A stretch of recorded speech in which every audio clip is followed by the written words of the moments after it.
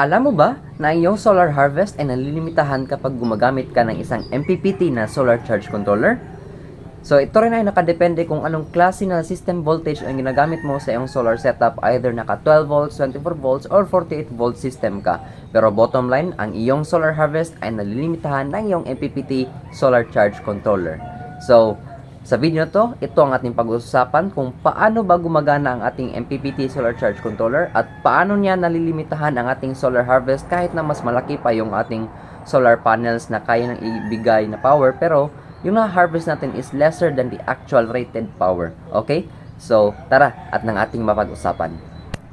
So, ito na nga mga ka-solar. So, ang meaning ng MPPT is Maximum Power Point Tracking Solar Charge Controller or MPPT SEC. So, simulan natin right away. So, for example, bigyan ko kayo ng example para mas klaro at maintindihan nyo sa inyong mga scenario. For example, meron tayo ditong 610 watts na solar panel na PV. Tapos, ito yung specs niya. Yung VMP is 45.25 volts. Tapos, yung IMP is 13.48 amperes. Now, as mentioned naman sa ating previous video, in a 12 volts live PO4 battery system, yung maximum charging voltage lang niya na kaya ng isang cell ng battery, isang buong system ng 12 volts is 14.6 volts lang. So, yan na yung maximum charging voltage. Kung iyong titignan, yung panel VMP mo ay 45.25 volts. Pero yung battery mo ay 14.6 voltage lang. So, ibig sabihin, hindi ito kaya. Hindi mo ma-maximize ang PV voltage mo kasi limitado ka lang na bottleneck ka sa 14.6 volts na kaya lang ni battery na charging voltage. So, kung bibigyan natin ito ng analogy, parang ganito, no? Si VMP, hindi niya kayang pumasok sa battery kasi nga, mas malaki pa si VMP kaysa sa kay battery na 14.6 voltage lang. So, hindi na ba yan maha-harvest? So, maha-harvest pa rin. So, ito yung kagandahan ni MPPT. So, to compensate sa excess VMP na di kaya ni battery, si MPPT kina-convert niya to current or to amperes ang excess na VMP para ma-harvest pa rin natin. Kaya nga tinatawag siya na maximum point tracking, no? So, minamaximize niya ang pag-harvest. So, going back to our example of 610 watts na panel, so, gagawin lang is 610 watts divided by 14.6 voltage. So, meron tayong 14.78 amperes. So, ibig sabihin, para makuha pa rin natin ang maximum na 610 watts na rated panel output power, at 14.6 voltage na yan lang ang maximum charging voltage ni battery, kina-convert niya yung excess to 41.78 amperes. So, i-times mo yan, 14.6 times 41.78, that still results to 610 watts of solar harvest. So, nagagawa to ni MPPT kahit na 13.48 amperes lang ang IMP ni PV natin. So, yun ang kagandahan ni MPPT nyo. Kaya niya i-convert yung voltage to amperes para ma-harvest pa rin yung excess kahit na limitado lang tayo sa maximum charging voltage ng isang battery. So, now, ito naman yung downside. Dahil kinonvert na ni MPPT to amperes to current ang excess na voltage na di kaya ni battery, since mas mataas na ang current mo, mas malaki na ang need mo na wire para sa iyong SCC to battery connection. So, in this case, sa ating na-show na example, no, 41 amperes na yung rated current natin na pinapadaan ni MPPT papunta sa ating battery. Need na natin dito ng at least minimum of 8 gauge na wire, 40 amperes. So, bakit 8 gauge lang? Kasi in actuality naman, di talaga yan aabot to 40 amps yung actual na harvest. So, lesser than the rated 610 watts lang yun. Okay? So, ngayon, ito yung downside niya, no? Kailangan mo ng mas malaki na wire. Kapag separate yung SCC mo at yung inverter mo. So, dito pumapasok yung ating mga hybrid inverter. So, dito sila nakakatulong ang mga hybrid inverter kasi built-in na ang MPPT nito. So, di mo na kailangan ng another battery connection from SCC to battery tapos battery to inverter naman kasi in a hybrid inverter, nasa loob na ng isang sistema mo ang iyong inverter at iyong SCC. So, ibig sabihin, for example, ito si One Solar, isang wire na lang papunta sa battery ang kailangan mo.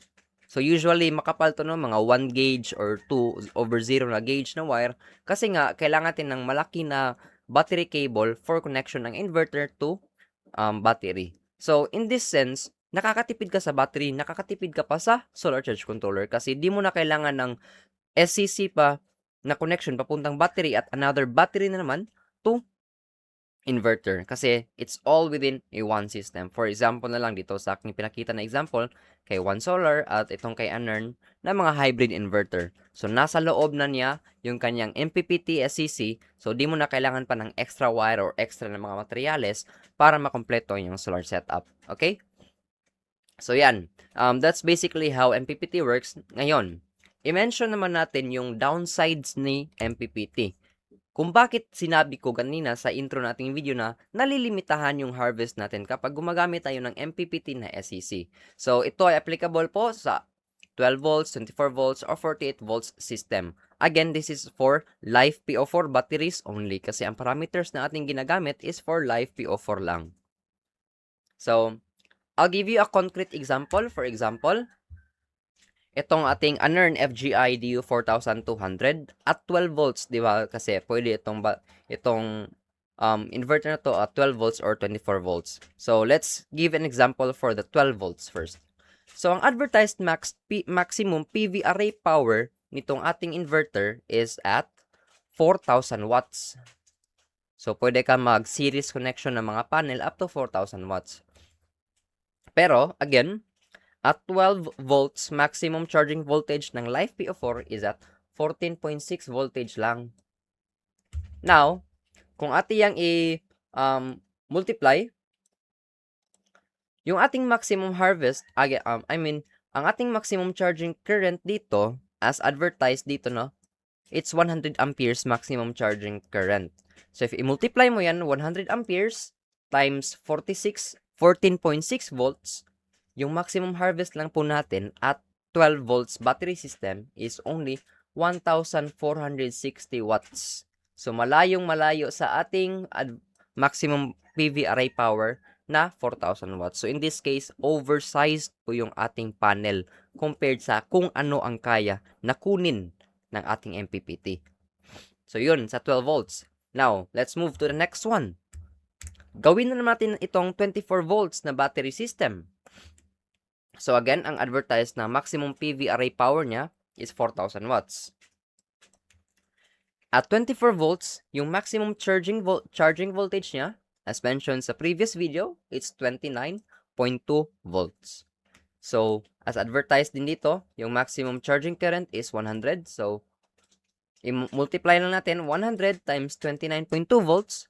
Meron lang tayong 2,920 watts of maximum solar harvest. So, short tayo ng 1,800 sa advertised na maximum PV array power na 4,000 watts. Kasi nga, limitado tayo first sa battery charging voltage, second sa maximum charging current ng ating hybrid inverter ng MPPT SEC. So, next naman, bigay ko naman ng another example. So, this one, still Anern din po ang ginamit natin, no? So, di po ako affiliated ni Anern. Ginamit ko lang ito kasi, magandang example ng kanyang mga inverter kasi marami siyang different classifications. So, ito naman, itong si Echo 3200 na model, yung battery voltage niya is at 24 volts. Pero yung maximum charging current is 80 amperes lang. So, yung maximum PV array power na advertised ni Anern dito sa model na to is 3,000 watts. Pero at 24 volts, yung maximum charging voltage is at 29.2 volts lang. So, multiply mo lang yan, 80 times 29.2. Yung maximum harvest lang po na nakukuha natin sa model na ito is 2,336 watts. So, short po tayo sa advertised na maximum PV array of 3,000 watts. So, in this case, again, oversized na naman ang ating panel. So, yung sobra, di natin nakukuha ang harvest. So, in a sense, no, nasasayang. So, mas maganda lang siguro na konti lang na panel yung bilhin nyo na enough lang na makukuha nyo itong maximum theoretical harvest niya. So, dito naman tayo lastly sa 48 volt system. So, again, it's still Anern Echo 6200 yung model niya. So, ito, mas maganda na ito kasi mas malaki ang kanyang charging current. It's 120 amperes. Pero, I checked the manual of this inverter, yung advertised maximum PV array power lang niya, or ibig sabihin ng PV array power is maximum na power ng solar panels na isi-series mo. So in total, that's 6,500 watts lang. At 48 volts, yung maximum charging voltage niya is 58.4 volts. Now, dahil sa maximum charging current niya na 120 amperes, multiply lang natin, 120 times 58.4, meron tayong maximum harvest, theoretical harvest of 7,000, dapat wala pala 2 isang 0, 7,008 watts. Pero, as you can see, ang nilagay ni unearned dito is maximum PV array power lang of 6,500 watts. So, mas better ito. Bakit? Kasi, hindi niya ino-oversize yung panel. So, nakakatipid ka sa pagbili ng extra pang panel kung ano naman yung actual na harvest na nakukuha ng iyong MPPT SCC or yun ang iyong hybrid inverter. So, in this case, di ba? So, bago kayo, advice ko lang, bago kayo bumili ng solar panels, bago kayo bumili ng kung ano man, check nyo muna yung parameters na iyong hybrid inverter o ng iyong solar charge controller. Then, check kung ilan yung maximum harvest niya para hindi kayo sumobra sa pagbili ng extra na mga solar panels kasi sayang din naman ang pera, no? Kung di nyo naman pala makukuha yung expected nyo na harvest. For example, akala nyo kung magsiseries kayo dyan ng 10 or 12 na 600 watts na panel. Tapos yung theoretical maximum harvest lang pala is around 7,000. So, sobra kayo ng 200 watts if that's the case, di ba? So, mas better talaga na you check first, you calculate first para di kayo sumobra, nakatipid pa kayo sa budget, 'di ba? So, yun lang guys, ito lang yung discussion ko sa video to para makatulong sa pag-decide ng inyong mga setup na gagawin soon para din makatipid kasi kapag bumili kayo ng extra panel pero di naman pala na-harvest yung actual power niya, so sayang lang din naman, 'di ba? Okay? So, yun lang guys. I hope na may natutunan kayo sa video na to sa pag-build ng inyong solar setup and I'll see you in the next one.